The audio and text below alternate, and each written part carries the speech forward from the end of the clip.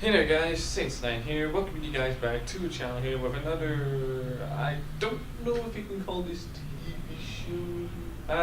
TV show review slash anime review, which for anime is quite new to the channel, but hey, if it's an anime that I like and want to watch, I'll review it. So, and speaking of which, today's anime, actually, that we are going to be talking about is the third season of Sword Art Online, or Sword Art Online Alicization arc, I believe is what it is. But anyways, like all our reviews, whether it be TV show, movie, anime, or whatnot, there will be absolutely zero spoilers whatsoever. And also, bear this in mind, this is just my personal opinions.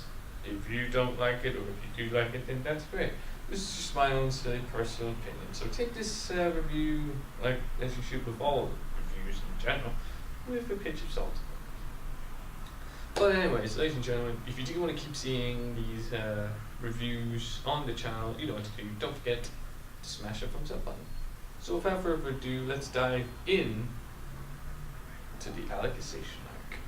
Now, if you guys aren't fans of Sword Art Online, then, or if you haven't seen any of either the 2 seasons and the movie, or if you haven't like read a manga or any of the stuff like that, then I'd honestly say this is probably a good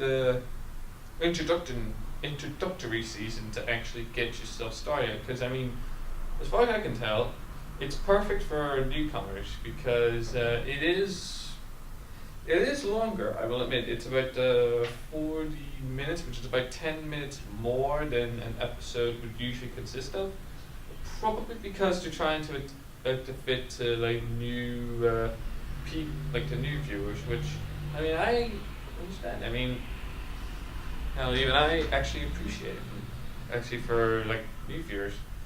But if you guys don't know what Sword Art Online, actually what this season's about, it's basically about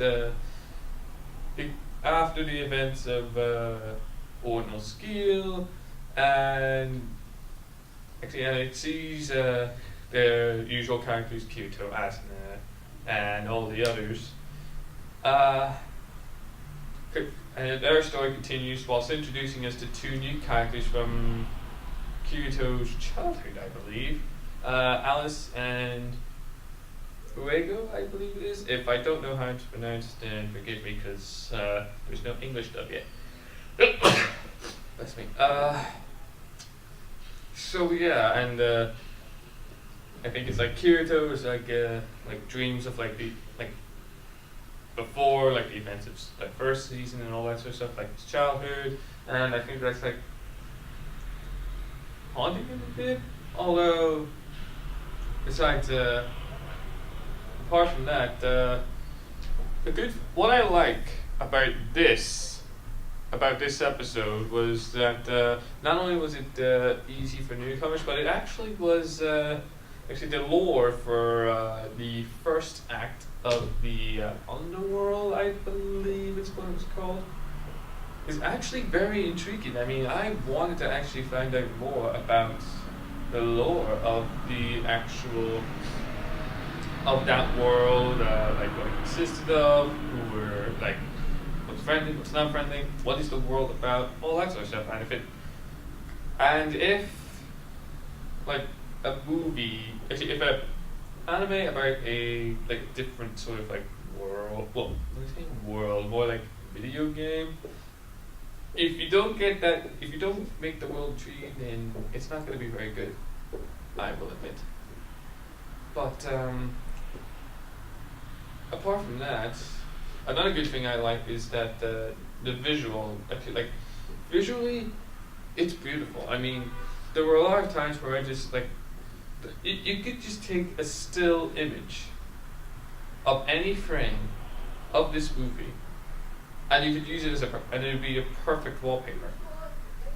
Which, to be honest, I mean, especially in Underworld, like the first act is probably the most beautiful. I mean, even the characters in the second act actually look older. They look very different from their SAO 1, 2, and the movie counterparts, because it's nice that they actually look older, actually, which isn't really something a lot of like cartoons or animes actually do. I mean, Simpsons, nobody ages their Pokemon. Nobody ages in Pokemon. I mean, Ash is still fucking 10 years old, and yet it's been years down the line. Although, that being said, it isn't perfect. It isn't perfect. I mean, what TV show or anime is? As far as I see it, there are only 2 problems with the first episode. And they're this.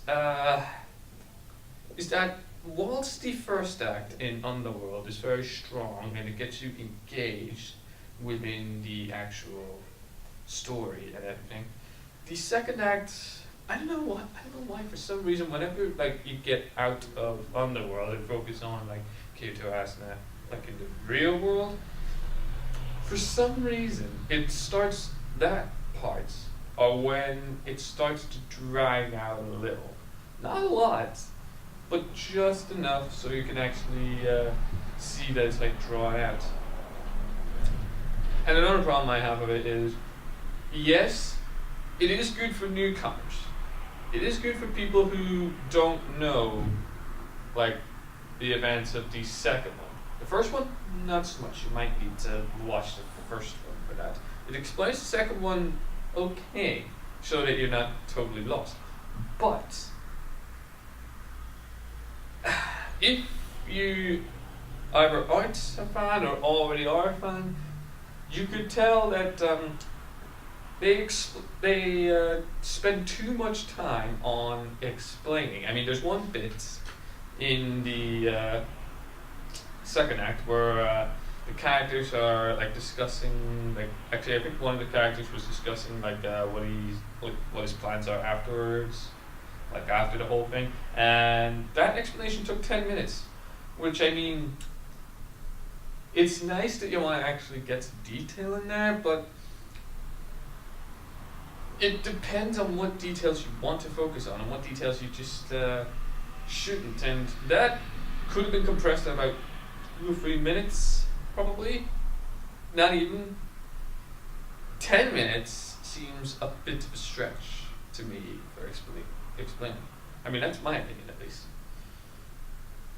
But overall, despite those 2 tiny wee nitpicks, I really like the Alicization arc so far, and I'm intrigued by what the future for it holds, because you better know I'm going to be reviewing every single episode, and by the end of the season I will then be doing a final verdict on the entire season as a whole.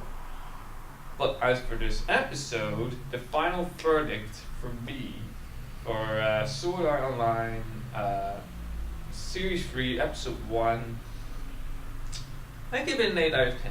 It would have been a solid 9 out of 10, but the second act dragging on, but the second act and the fact that there's too much explaining going on in this knocked it down a point to about 8 out, to a point where I feel comfortable. So yeah, 8 out of 10 is what I give Sword Art Online Alicization arc.